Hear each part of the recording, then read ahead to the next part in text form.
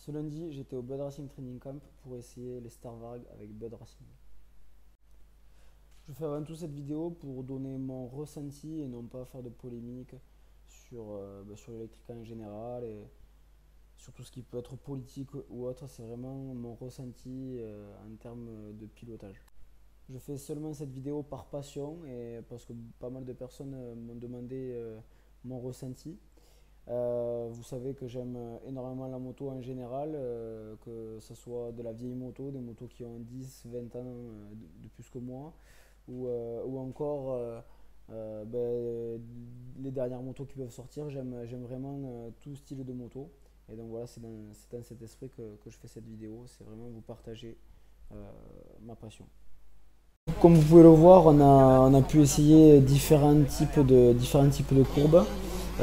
Donc on avait deux motos à l'essai, une moto avec le frein arrière à la main, une moto avec le frein arrière au pied. Moi perso, je trouve que c'est mieux le frein arrière à la main. Je pense qu'il y a moyen de gagner du temps en entrée de virage en n'ayant pas le pied sur le frein. Après, bien sûr, on a pu essayer ces différentes courbes de puissance. Donc moi j'ai essayé à partir du 125 au début pour voir un petit peu comment c'était, jusqu'à la courbe alpha qu'ils appellent, donc c'est-à-dire 80 chevaux. Donc moi ce que j'ai retrouvé par rapport à la courbe 125, donc bien sûr tout est modifiable, hein. Le frein moteur, la puissance à l'ouverture des gaz, la longe, etc. Enfin, il y a énormément de paramètres que l'on peut facilement régler sur son téléphone, sur le téléphone qui est intégré dans la mousse de guidon. Donc moi j'ai trouvé que la 125 elle avait pas mal de reprises pour une 125. Par contre, bon voilà, ça manquait un petit peu d'allonge, donc bon, voilà, ça aurait été à régler bien sûr. Ensuite la 2,5, la courbe 2,5, je trouve que c'était pour la piste sur laquelle on était, je trouve que c'était vraiment pas mal. On était sur un terrain sec béton, pas très très rapide. Donc c'était le tracé du terrain de Supercross, du Supercross de Majesque, mais bien sûr bien plus simplifié.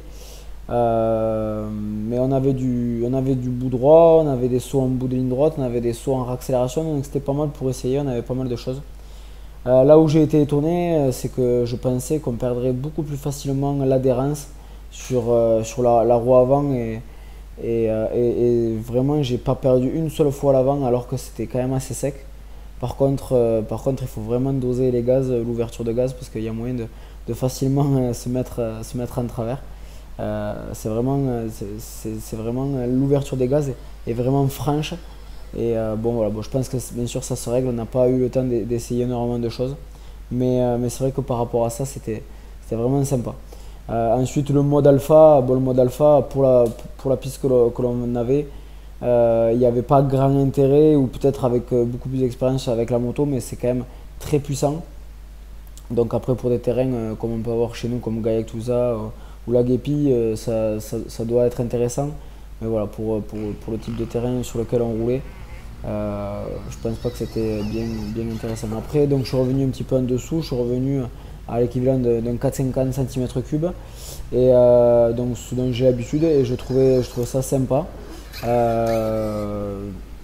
C'était vraiment intéressant parce qu'on ressentait beaucoup plus le besoin du pilotage. Je trouve que cette moto elle est vraiment intéressante parce qu'elle est vraiment réglable par rapport à la surface sur laquelle on roule, par rapport aux pistes sur lesquelles on roule, par rapport à son niveau. Il y a vraiment une facilité au niveau de tous les réglages.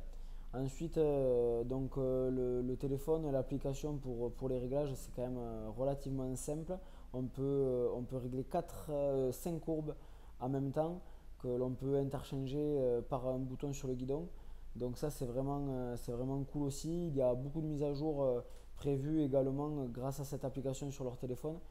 Donc ça va pouvoir donner pas mal d'évolutions, notamment comme un genre de tracker qui fera le tour du circuit avec les points sur chaque terrain de vitesse, et puis des données par rapport à d'autres pilotes.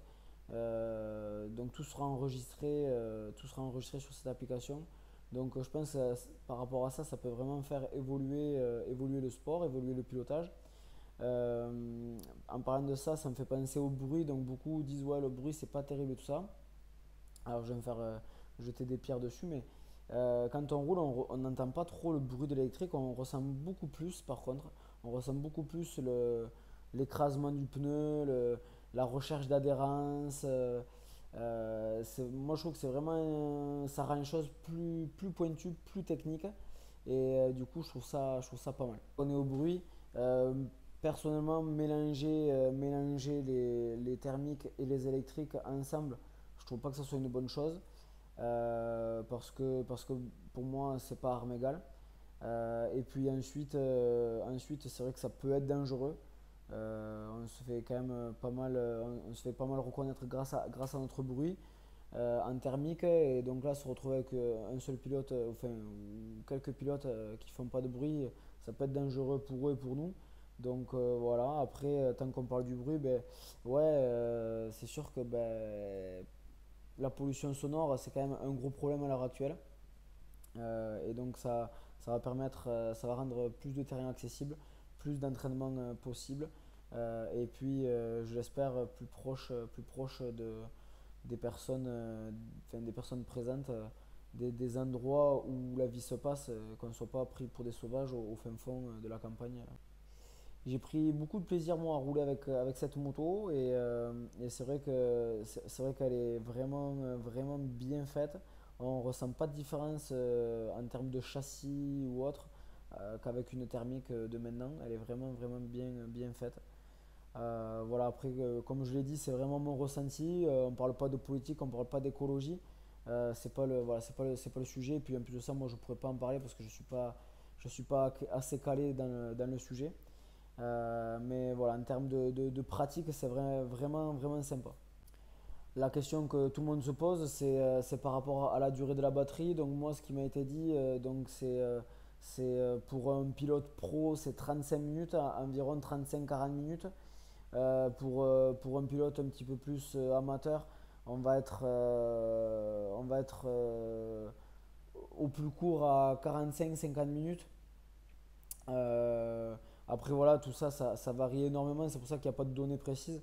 Ça varie par rapport à la piste, ça varie par rapport au pilotage, ça varie par rapport à la puissance de la moto. Il y a énormément de paramètres. Voilà, moi juste le seul bémol que je trouve à cette moto, c'est de pouvoir trouver une possibilité de charger plus rapidement les motos. Je crois que donc de 0% à 70%, c'est donné pour 1 heure. Donc bon, déjà 70% c'est déjà pas mal. Mais après c'est de 70 à 100%, apparemment où c'est plus long, il faudrait compter demi-heure ou trois quarts d'heure de plus. Donc allez, grosso modo, on est à 1 heure 3 quarts de charge complète. C'est pas non plus catastrophique, je trouve, mais c'est vrai qu'entre deux manches, ça fait juste. Et donc, ouais, soit gagner un petit peu plus en autonomie sur la batterie, soit avoir une possibilité de recharge plus, plus simple que d'avoir à prendre son groupe électrogène partout avec soi.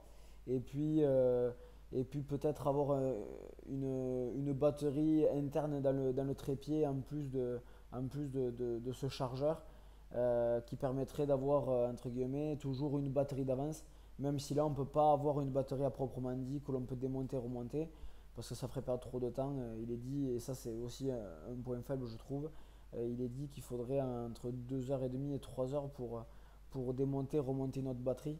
Donc autant la mettre à charger. Voilà, après, voilà, pour moi, le point du chargement, encore, c'est un petit peu voilà, mon point d'interrogation. Ok, il y a des pistes qui sont équipées en électricité, pardon, mais si on est tous équipés en électrique, comment on va faire pour tous faire charger nos motos? Ça doit consommer quand même un petit peu. Et donc voilà, je pense qu'il y aurait une grosse évolution à faire en trouvant un système de batterie externe ou j'en sais rien, où on pourrait recharger rapide nos motos pendant nos pauses. Voilà. Moi, c'est un petit peu là-dessus où je me pose des questions.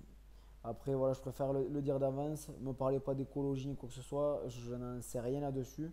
Je ne vais pas parler de quelque chose dont je ne connais pas. Voilà, donc je suis ni youtubeur ni sponsorisé pour faire cette vidéo. C'est vraiment pour échanger avec vous. J'ai peut-être oublié certains points. Voilà, je ne suis pas professionnel là-dedans. Mais voilà, si vous avez besoin, ce sera avec plaisir d'échanger à ce sujet et de manière d'échange et non pas vouloir persuader quelque chose dans un sens ou dans l'autre. Voilà, on peut accepter l'avis de chacun et le ressenti de tout le monde.